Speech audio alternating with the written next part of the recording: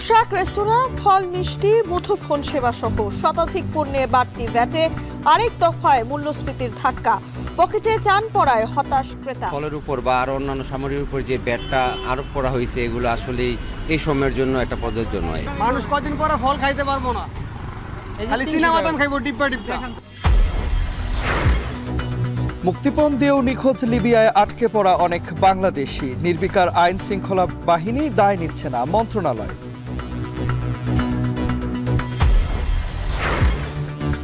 দল ব্যক্তির গুণগান নয়, পাঠ্য বই অভ্যুত্থানের গ্রাফিতি বইয়ের সঙ্গে সম্পর্ক বাড়বে শিক্ষার্থীদের, বলছেন শিক্ষাবিদরা।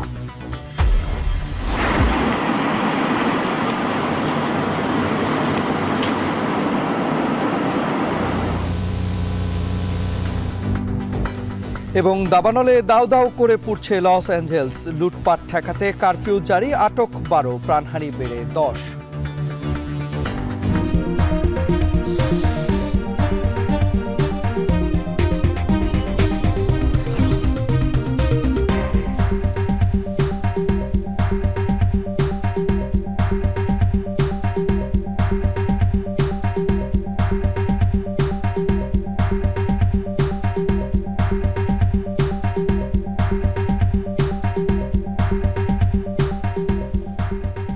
স্বাগত এখন দুপুরে পুরো আয়োজনের সঙ্গে আছি তানজিলা খান মিম এবং তন্ময় কুমার রায়। তন্ময়, পোশাক কেনাকাটা করা, রেস্তোরাঁয় খাওয়া দাওয়া, ফল মিষ্টি কেনা সহ মুঠোফোনে কথা বলা এবং ইন্টারনেট ব্যবহারকারী যারা রয়েছেন তাদের জন্য আসলে বলতেই হয় যে এই বিষয়গুলোতে কিন্তু পণ্য এই শতাধিক পণ্যে আরোপ করা হয়েছে বাড়তি কর ও শুল্ক, এবং আরেক দফায় চড়া ধাক্কা লাগলো মূল্যস্ফীতির বাজারে। পকেটে টান পড়ায় হতাশ ক্রেতা এবং ভোক্তারা। এবং হঠাৎ করে এক ধরনের এরকম সিদ্ধান্ত নেওয়া হয়েছে, এতে করে আপনি যেটি বলছিলেন যে ক্রেতা এবং ভোক্তা যারা রয়েছেন তাদের পকেটে টান পড়েছে, এবং একই সঙ্গে অর্থনীতিবিদ যারা রয়েছেন তারাও এটিকে খুব একটা সমর্থন করছে না। বেশিরভাগ অর্থনীতিবিদই বলেছেন যে এই সময়ে এসে এরকম সিদ্ধান্ত নেওয়া, হঠাৎ করেই প্রতিটি পণ্যে ভ্যাট বাড়িয়ে দেয়া, সেই সিদ্ধান্তটি মনে হয় ঠিক হচ্ছে না। এবং ভোক্তা অধিকার সংগঠন ক্যাব বলেছে অতি ধনীদের সম্পদের উপর যদি সারচার্জ বসানো হতো, তাহলে সেভাবে যদি কর আদায়ের পরিকল্পনা হতো, তাতে করে ক্রেতা এবং ভোক্তা যারা রয়েছেন তারা যেমন তাদের পকেটে টান পড়তো না, তেমনিভাবে অর্থনীতিতেও এর বিরূপ প্রভাব থেকে হয়তো অনেকটা মুক্ত থাকতো। আমাদের হাতে একটি প্রতিবেদন রয়েছে, দেখে আসতে চাই সেটি। ফুটপাতে কিংবা দোকানে আপেল, মাল্টা, আঙ্গুরের মতো ভিটামিনের চাহিদা মেটানো লোভনীয় ফলগুলো এভাবেই সাজানো থাকলেও কেনার আগে বারবার সক্ষমতার হিসেব কষতে হয় মধ্যবিত্তকে, আর নিম্নবিত্তের যেন ধরতেও মানা। আমদানি শুল্ক বেড়ে যাওয়ায় ঊর্ধ্বমুখীর বাজারে এসব ফলের দাম এবার আরও বাড়বে। এনবিআর ও সরকারের ভাষায় এসব নিত্যপণ্য নয় বলে ভোক্তা পর্যায়ে পড়বে না প্রভাব, তবে চাহিদা থাকলেও দামের কাছে বরাবরের মতোই পকেটে টান বাড়ছে ক্রেতা ভোক্তার। 250 গ্রাম আঙ্গুর 150 টাকা, আরে 3টা কমলা 120 টাকা। 2 দিন আগে যে ফল কিনছি, এই যে কমলা কিনছি, এই যে ভালোটা 250 টাকা, 220 টাকা করে কেজি, আর আজকে দেখতেছি 320 টাকা, 300 টাকা কেজি। খুবই চাপ হয়ে যায়, কেননা যেই ফলের উপর বা আরো অন্যান্য সামগ্রীর উপর যে ভ্যাটটা আরোপ করা হয়েছে, এগুলো আসলে এই সময়ের জন্য একটা প্রযোজ্য নয়। আপেলের দাম বাড়তি, আঙ্গুরের দাম তো কেজিতে 200 টাকা বাড়ছে। এনবিআরের প্রস্তাবে বৃহস্পতিবার রাষ্ট্রপতির অধ্যাদেশে কম ব্যবহৃত ও বিলাসবহুল পণ্য এবং সেবায় বেড়েছে ভ্যাট শুল্ক। হোটেল রেস্তোরাঁয় সরবরাহ করা হালকা ও ভারী পানীয়তে সম্পূরক শুল্ক 0 থেকে 30% পর্যন্ত। বাদ যায়নি মধ্যবিত্তের পণ্য। আমদানি শুল্ক বেড়েছে সাবান, ডিটারজেন্ট সহ বেশ কিছু পণ্যে। 10% ভ্যাট বাড়ছে বিস্কুট, চিপস, আচারের মতো টুকটাক খাবার সহ বেশ কিছু পণ্যেও। খরচ বাড়ল মুঠোফোনে কথা বলা ও আইএসপি ইন্টারনেট সেবায়। চোখের যত্নে প্রয়োজনীয় চশমাও ছাড় দেয়নি এনবিআর। রেস্তোরাঁয় খেলেও শুনতে হবে বাড়তি খরচ। 15% মূসকে 1000 টাকার খাবার খেলে দিতে হবে এখন 150 টাকা ভ্যাট। ধূমপায়ী আর বিমান যাত্রীদেরও দিতে হবে বাড়তি পয়সা। ক্যাব বলছে এসব পণ্যের দাম বাড়ায় দায় নিতে হবে সাধারণ মানুষকেই। মূল্যস্ফীতির ধাক্কা লাগবে ক্রেতা ভোক্তার পকেটে। নিত্য প্রয়োজনীয় যে সমস্ত পণ্যগুলি আছে, যেগুলোর ক্ষেত্রে ব্যাট এবং এসডিসার প্রয়োগ করা হয়েছে, বৃদ্ধি করা হয়েছে, এগুলা কিন্তু সবগুলি মানুষের জীবন জীবিকার ক্ষেত্রে মানে অতি প্রয়োজনীয় বিষয়। নিত্য প্রয়োজনীয় অবশ্যই বলা যায় এই পণ্যগুলির ক্ষেত্রে। যখনই এগুলোর দাম বাড়বে, এগুলোর কস্টিং বাড়বে, মানুষের লিভিং কস্ট, মানুষের জীবনযাত্রার ব্যয় বাড়বে। ভ্যাট বাড়িয়ে অর্থনীতির যে সংস্কারের পথে হাঁটছে সরকার, তা ইতিবাচক নয় বলে মনে করছেন এই অর্থনীতিবিদ। 5 লাখ 5.5 লাখ লোক মাত্র ভ্যাট দেয়, অথচ ভ্যাটের আওতায় আসার মতো লোক আরও বহু রয়েছে। সেইটা না করে সরকার যদি এই ভ্যাটটা ওই আরও ভ্যাটের আওতা বাড়াইতো, মাত্রা না বাড়ায় আওতা বাড়াইতো, তাহলে হয়তো এটা দ্বারা সম্ভব হতো। আর দ্বিতীয়ত হলে এখন যদি সরকার এই ভ্যাট আদায় করার কারণে পণ্যের দাম বেড়ে যায়, সেই ক্ষেত্রে সিন্ডিকেট যদি কমাইতে পারে, রাস্তাঘাটে চাঁদাবাজি যদি কমাইতে পারে, তার মাধ্যমে হয়তো কিছুটা নিয়ন্ত্রণ করা সম্ভব হতে পারে। চলতি বছরের প্রথম 6 মাসে এখনও পর্যন্ত এনবিআরের ঘাটতি 42,000 কোটি টাকা। এর মধ্যে আবার 12,000 কোটি টাকা বাধ্যতামূলক আহরণের শর্ত আইএমএফের। যদিও এনবিআর বলছে বিভিন্ন কোম্পানি থেকে রাজস্ব আদায় কমে যাওয়ার ঘাটতি মেটাতেই পণ্য ও সেবায় ভ্যাট বাড়ালো জাতীয় রাজস্ব বোর্ড। এখন ঢাকা। এদিকে রাজধানীর বাজারে বাড়ছে ফলের দাম, এ নিয়ে আমরা আরো বিস্তারিত জানতে চাই। রাজধানীর হাতিরপুল বাজার থেকে আমাদের সঙ্গে যুক্ত আছেন সহকর্মী তাসফিহা উখরোজ। চলে যাচ্ছি তার কাছে। তাসফিহা, আমদানি শুল্ক বাড়ায় রাজধানীর বাজারে আমদানি করা বিদেশি ফলের দাম কেমন দেখছেন এবং ক্রেতা বিক্রেতারা কি বলছেন, বিস্তারিত জানাবেন।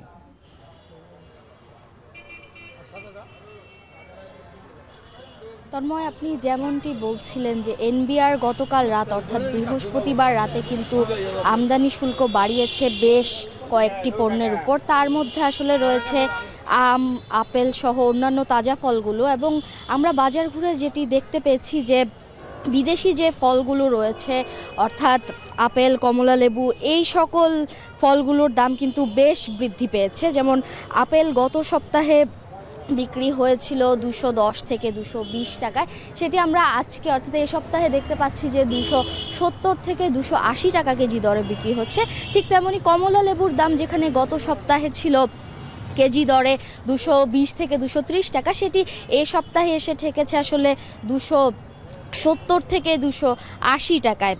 অন্যদিকে আসলে আঙ্গুরের যে ধরনগুলো রয়েছে সাদা এবং লাল, এই সব ধরনের আঙ্গুরের দামই কিন্তু আমরা আসলে দেখতে পেয়েছি যে ব্যাপকভাবে বৃদ্ধি পেয়েছে, এবং বিক্রেতারা আসলে বলছেন যে যেহেতু আমদানি শুল্কর হার বাড়ানো হচ্ছে সেক্ষেত্রে এর প্রভাব আসলে আছে। অর্থাৎ বিক্রেতারা আসলে বলছেন যেহেতু আমদানি শুল্কর হার বৃদ্ধি পেয়েছে এবং তার প্রভাব আসলে বাজারে আমরা দেখতে পাচ্ছি, এবং ক্রেতারাও সেই অভিযোগই করেছেন যে বাজারে বিদেশি যে ফলগুলো রয়েছে সেগুলোর দাম অনেকটা বৃদ্ধি পেয়েছে। তন্ময়, রাজধানীর হাতিরপুল বাজার থেকে ফলের দরদাম জানাতে আমাদের সঙ্গে যুক্ত হয়েছিলেন সহকর্মী তাসফিহা উখরোজ। বিগত সরকার, আওয়ামী লীগ সরকার যারা ছিল বিগত সময়ে দলীয় গুণগান প্রচারের মাধ্যম হিসেবে পাঠ্য বইকে বেছে নিত। শেখ হাসিনার ছবি ও বাণী ছিল অধিকাংশ বইয়ের কাভারে। এবার জুলাই গণ অভ্যুত্থানের শিক্ষার্থীদের আঁকা বাছাই করা গ্রাফিতি এবং বিভিন্ন মনীষী, কুরআন হাদিসের বাণী সেখানে যুক্ত করা হয়েছে। এবং পাঠ্য বইয়ের সাথে শিক্ষার্থীদের সম্পর্ক স্থাপনে এই উদ্যোগ ভূমিকা রাখবে বলে মনে করছেন সংশ্লিষ্টরা। একই সঙ্গে 24-এর গণ অভ্যুত্থানের যে ছবিগুলো রয়েছে বা গ্রাফিতিগুলো রয়েছে যেগুলো পাঠ্য বইয়ে আসছে বা বিভিন্ন জায়গায় পাওয়া যাচ্ছে, এগুলো সংরক্ষণেরও পরামর্শ দিচ্ছেন অনেকেই। সহকর্মী ফরহাদ বিন নূরের প্রতিবেদনে দেখব বিস্তারিত।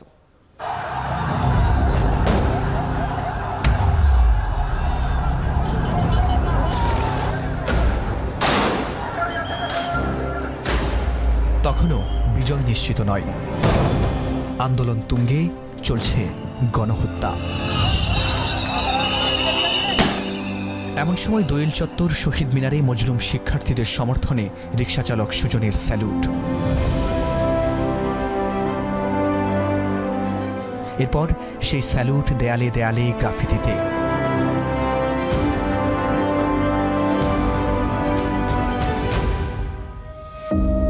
সুযোগ হয়নি স্কুলে পড়বার, তবু সেই স্যালুট সুযোগ করে দিয়েছে পাঠ্য বইয়ের অংশ হবার।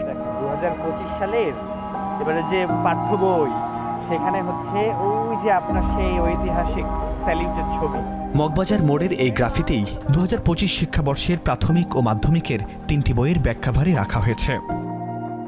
নির্বিচারে জানি গুলি করে মারছে ছাত্র ভাইদেরকে, সেই জন্য আমি একটা সেলুট দিছি।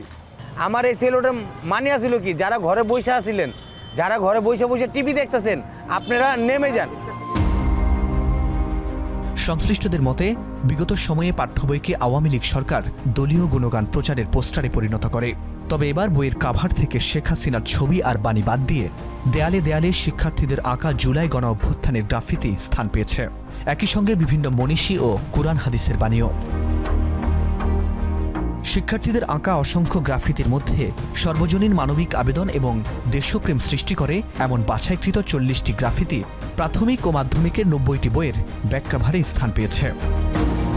এই যেমন 1971 আর 2024 যে একই সূত্রে গাঁথা চতুর্থ ও ষষ্ঠ শ্রেণীর ইংরেজি বইয়ের এই গ্রাফিতি তারই কথা বলে। সাম্প্রদায়িক সম্প্রীতির অনন্য দৃষ্টান্ত বাংলাদেশ, এই গ্রাফিতি তারই প্রমাণ।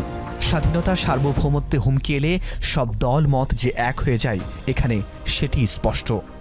এই গ্রাফিটিগুলো হচ্ছে আমাদের এই ছাত্র জনতা গণ অভ্যুত্থানের সবচাইতে শৈল্পিক প্রকাশগুলোর একটি।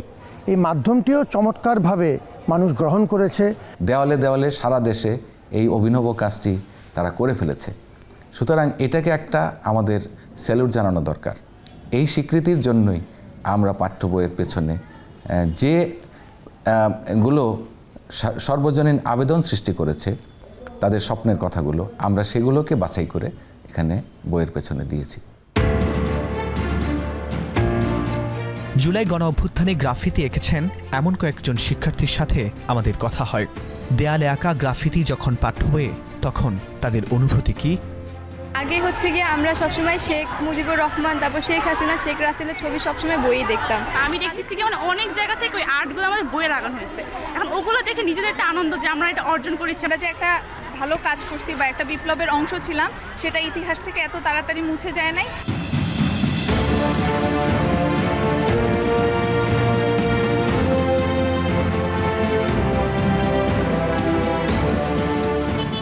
জুলাই বিপ্লবের সময় শিক্ষার্থীরা ভাবেননি তাদের আঁকা গ্রাফিতি তাদেরই পাঠ্য বইয়ে যুক্ত করা হবে।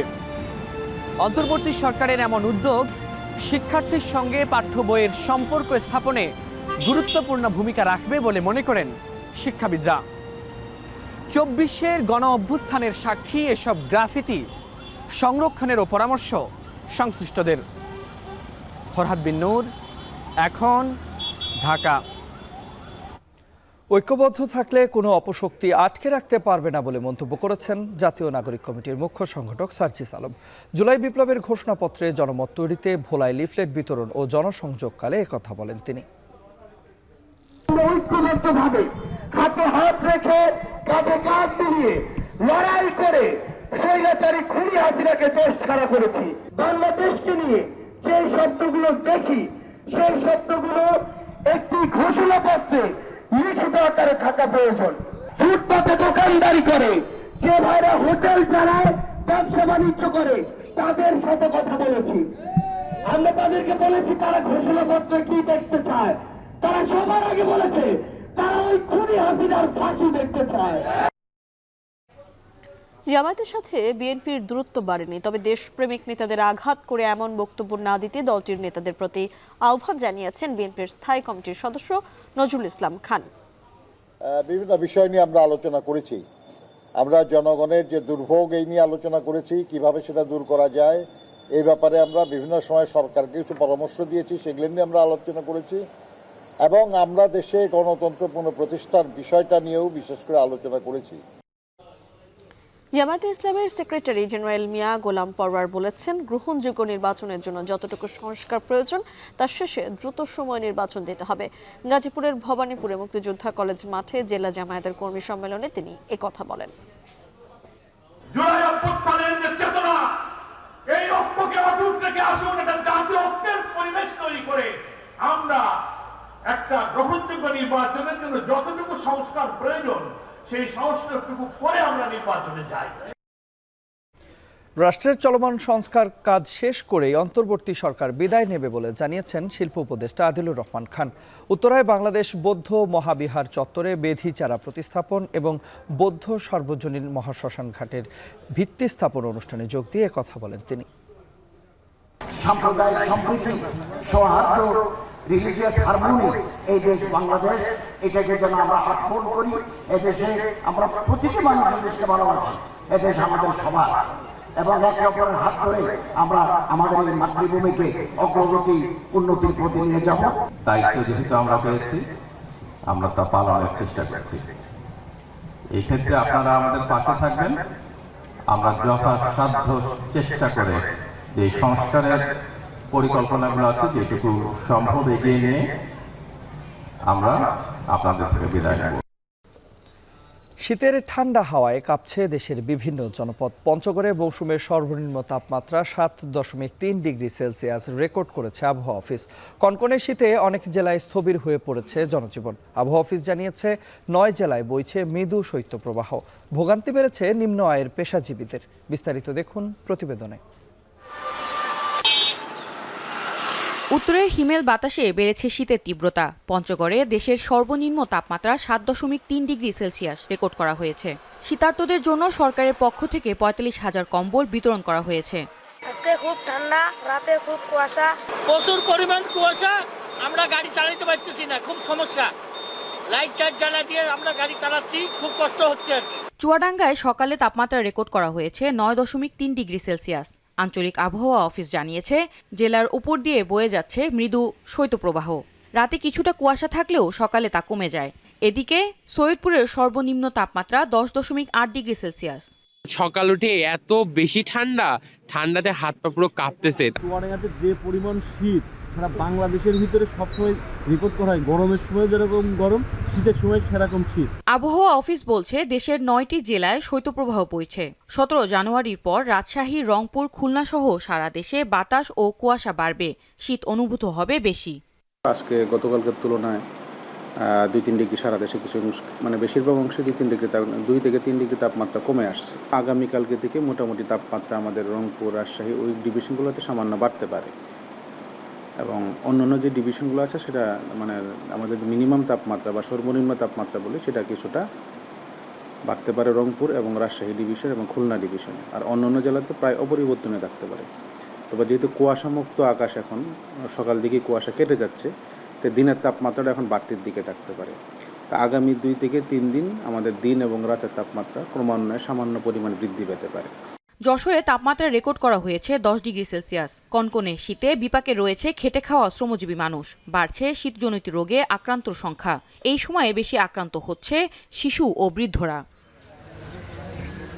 এছাড়া দেশের অন্য স্থানে শুক্রবার সকালে সর্বনিম্ন তাপমাত্রা ছিল রংপুরে 12.2, কুড়িগ্রামের রাজারহাটে 10.8, দিনাজপুরে 9.7, নীলফামারীর ডিমলায় 10.8, ঠাকুরগাঁও 9.2, লালমনিরহাটে 10.8 ও গাইবান্ধায় 10.7 ডিগ্রি সেলসিয়াস। শীতের আবহে সৈকতের শহরে কক্সবাজারে আনন্দ মেতেছেন পর্যটকরা। পাশাপাশি দর্শনীয় স্থানগুলোতে পর্যটকদের বিচরণ বেড়েছে। ভরা মৌসুমে চাঙা হোটেল, রেস্তোরাঁ সহ স্থানীয় বাণিজ্য। বিস্তারিত জানাতে সৈকতের সুগন্ধা পয়েন্ট থেকে যুক্ত হচ্ছেন সহকর্মী মন্তোষ বেদজ্ঞ। মন্তোষ, জানাবেন কক্সবাজারের পর্যটন মৌসুম ঘিরে হোটেল, রেস্তোরাঁয় বিশেষ ছাড় আছে কিনা?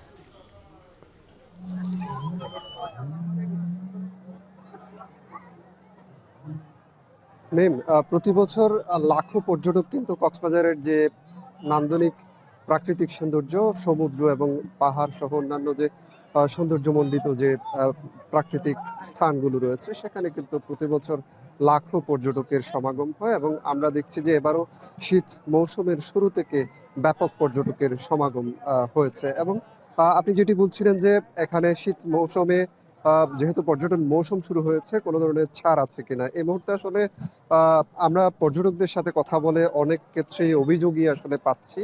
সেটি হচ্ছে হোটেল কক্ষ ভাড়ার ক্ষেত্রে বাড়তি অর্থ আদায় কিংবা রেস্তোরাঁর ক্ষেত্রে বাড়তি অর্থ আদায় এবং পরিবহন খাত, বিশেষ করে আপনি যে রিকশায় চড়বেন সেই বিষয়টিতেও কিন্তু বাড়তি অর্থ আদায়ের একটি প্রবণতা এখানে কক্সবাজারে কাজ করে। বিশেষত প্রচুর পর্যটকের সমাগম যখন কক্সবাজারে হয় তখন কিন্তু এই ধরনের প্রবণতাটি আসলে তৈরি হয় এবং আমরা দেখছি যে এবারে শীত মৌসুমের শুরু থেকে অর্থাৎ অক্টোবরের মাঝামাঝি সময় থেকে কিন্তু ব্যাপক পর্যটক সমাগম কক্সবাজারে শুরু হয়েছে এবং ছুটির দিনগুলোতে সেটি উপচে পড়া ভিড়ে এখানে রূপ নিচ্ছে এবং আমরা দেখছি যে আজকের ছুটিতেও প্রচুর পর্যটক কক্সবাজারে রয়েছেন এবং সৈকত জুড়ে ব্যাপক মানুষের উপস্থিতি আমরা দেখছি এবং আজকের যে সৈকতের যে শহরের যে প্রবেশমুখ সেখানেও কিন্তু যানজটের মতো পরিস্থিতি তৈরি হয়েছে। সব মিলে পর্যটকদের যে ব্যাপক উপস্থিতি, এটির কারণে এখানকার যে হোটেল মোটেল থেকে শুরু করে এখানে যে রেস্তোরাঁ কিংবা সৈকত কেন্দ্রিক যেসব ব্যবসা প্রতিষ্ঠান কিংবা পর্যটন নির্ভর যেসব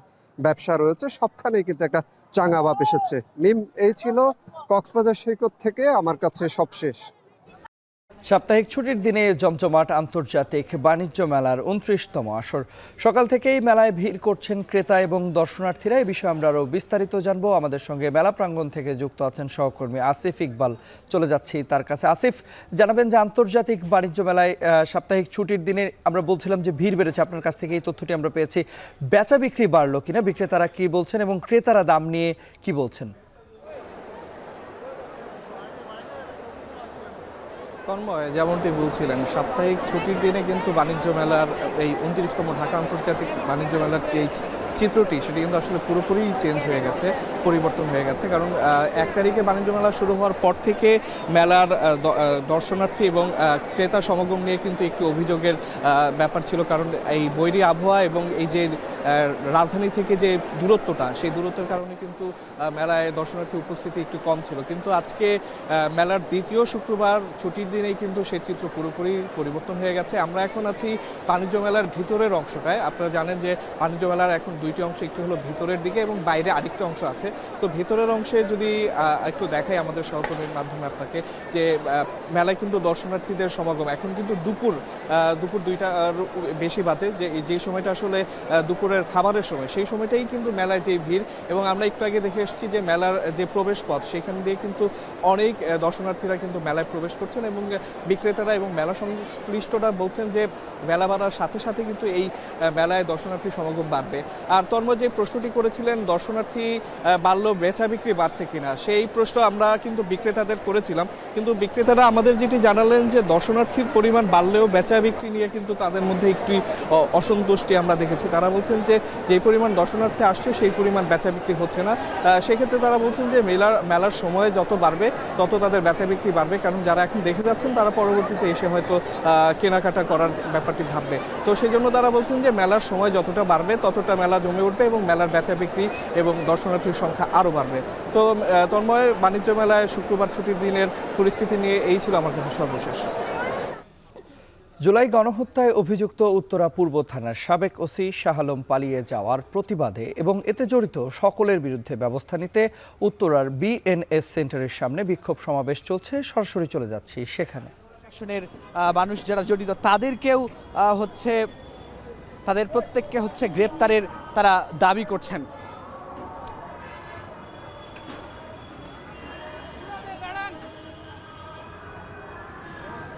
আমরা দেখছি যে এখানে বিক্ষোভ মিছিলটি কিন্তু এই মুহূর্তে উত্তরায় আমরা মিছিলটি দেখছি এবং এখানে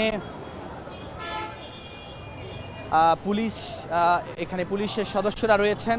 পুলিশের সদস্যরা কিন্তু তারা এখানে নিরাপত্তার জন্য রয়েছেন এবং আমরা দেখছি মিছিলটি কিন্তু সড়কের দুপাশ প্রদক্ষিণ করে এই মুহূর্তে মিছিলটি আসলে শেষ করা হয়েছে।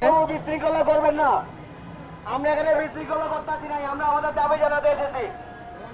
আমরা একটু কথা বলার চেষ্টা করব। এখানে যারা রয়েছেন, আব্দুল হান্নান মাসুদ রয়েছেন, বৈষম্য বিরোধী ছাত্র আন্দোলনের যিনি মুখ্য সংগঠক, তার সঙ্গে আমরা একটু কথা বলবো।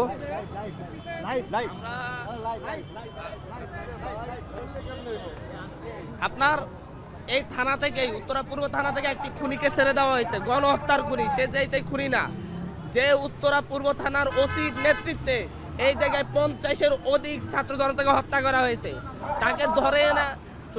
তাকে ধরে এনে এখানে যখন থানায় দেওয়া হয়েছে, সে কিভাবে এখান থেকে পালায়। মূলত এটা একটা বাংলা সিনেমার নাটকের মতো উপস্থাপন করা হচ্ছে যে সে পালিয়েছে। তাকে এখানে পালিয়ে যেতে সহযোগিতা করা হয়েছে, তাকে এখানে সরে যেতে সহযোগিতা করা হয়েছে। উত্তরা পূর্ব থানায় যত প্রশাসনিক কর্মকর্তা আছে, এরা কেউই এর দায় এড়াতে পারে না। না ওসি দায় এড়াতে পারে, না এসআইরা দায় এড়াতে পারে। কারণ এদের বিরুদ্ধে ব্যবস্থা নিতে হবে আর দ্রুততম সময়ের মধ্যে শাহ আলমকে অ্যারেস্ট করে নিয়ে আসতে হবে, গ্রেপ্তার করে নিয়ে আসতে হবে। এর সাথে যারা সংশ্লিষ্ট তাদেরকেও দ্রুত শাস্তির আওতায় আনতে হবে।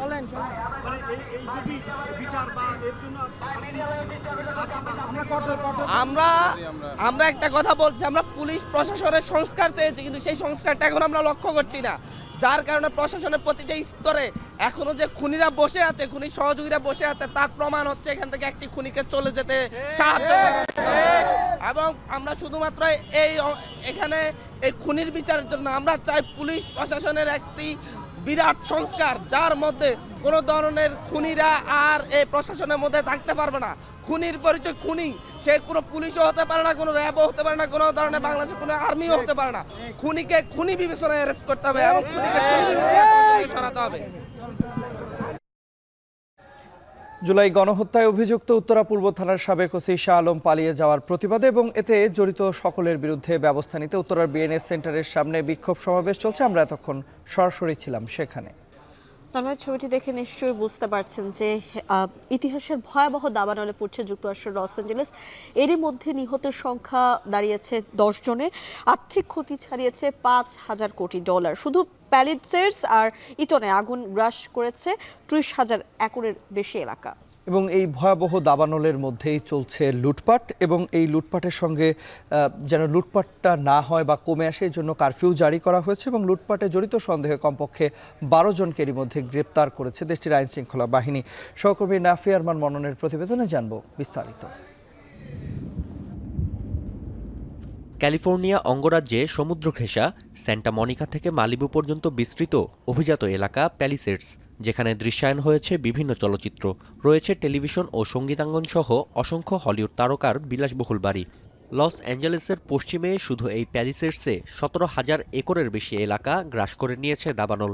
পুড়ে ছাই প্যারিস হিলটন, বিলি ক্রিস্টাল, জেনিফার গ্রের মতো তারকার বাড়িসহ 10,000-এর বেশি স্থাপনা। প্যালিসেডস ও ইটন সহ লস অ্যাঞ্জেলেসের সবচেয়ে বড় 2 দাবানলে প্রতিনিয়তই বাড়ছে পরিধি। যদিও নিয়ন্ত্রণে আনা যায়নি কোনো প্রকার দাবানল। প্রাণে বাঁচতে বাড়ি ছেড়ে সরে গেছেন প্রায় 4 লাখ মানুষ। Had just come from my family home where my mother lives. That was burned to a crisp, so that was the initial shock value. And then I came up to my home and same thing. It's দাবানলের খবর সংগ্রহ করতে গিয়ে যুদ্ধকবলিত অঞ্চলের সঙ্গে আধুনিক শহর loss অ্যাঞ্জেলেসের পার্থক্য পাচ্ছেন না সংবাদকর্মীরা। এদিকে দাবানলের সুযোগে চলছে বেপরোয়া লুটপাট, যা প্রতিরোধে সকাল 6টা থেকে সন্ধ্যা 6টা পর্যন্ত শহরটিতে জারি করা হয়েছে কারফিউ। ইতোমধ্যে বেশ কয়েকজনকে আনা হয়েছে আইনের আওতায়। অপরাধীদের কাউকে ছাড় দেওয়া হবে না বলে আশ্বস্ত করেছেন লস অ্যাঞ্জেলেসের পুলিশ প্রধান। We had a number of looting arrests throughout the entire county region. That is unacceptable behavior, so we don't continuously victimize the people who have already been victimized, who have lost their homes. আগুনের যে ভয়াবহতা তা নিয়ন্ত্রণে fire সার্ভিসের বড় দলও প্রয়োজনের তুলনায় কিছুই নয়। আগুন নেভাতে কম পড়ছে পানীয়, তাই পরিস্থিতি নিয়ন্ত্রণে বেগ পোহাচ্ছেন 7,500 দমকল কর্মী। এমন পরিস্থিতিতে ক্ষতি পুষিয়ে উঠতে আগামী 180 দিন পর্যন্ত শতভাগ আর্থিক সহায়তার ঘোষণা দিয়েছেন president Joe Biden. Today I'm announcing that the federal government will cover 100% of the cost for 180 days. This is going to pay for things like debris and hazard material removal, temporary shelters, first responders' salaries, and all necessary measures to protect life and property. স্থানীয় সময় বৃহস্পতিবার পর্যন্ত বাতাসের তীব্রতা বেশি থাকবে বলে পূর্বাভাস দিয়েছে যুক্তরাষ্ট্রের আবহাওয়া দপ্তর। তাই শীঘ্রই দাবানল নিয়ন্ত্রণে আসবে না বলে ধারণা করছেন বিশ্লেষকরা। জেপি মর্গানের বিশ্লেষণ বলছে দাবানলের আর্থিক ক্ষতি ছাড়িয়েছে $5,000 কোটি। আকুওয়েদারের ক্ষেত্রে যা $13,500 কোটি পৌঁছেছে। নাফি আরমান মনন, এখন বিশ্ব। এই ছিল এখন দুপুরে। এখন টেলিভিশন ওয়েবসাইটে দেখতে ভিজিট করুন www.ekhon.tv। ফেসবুকে দেখুন facebook.com/tv.ekhon আর ইউটিউবে দেখুন youtube.com/c/ekhon tv।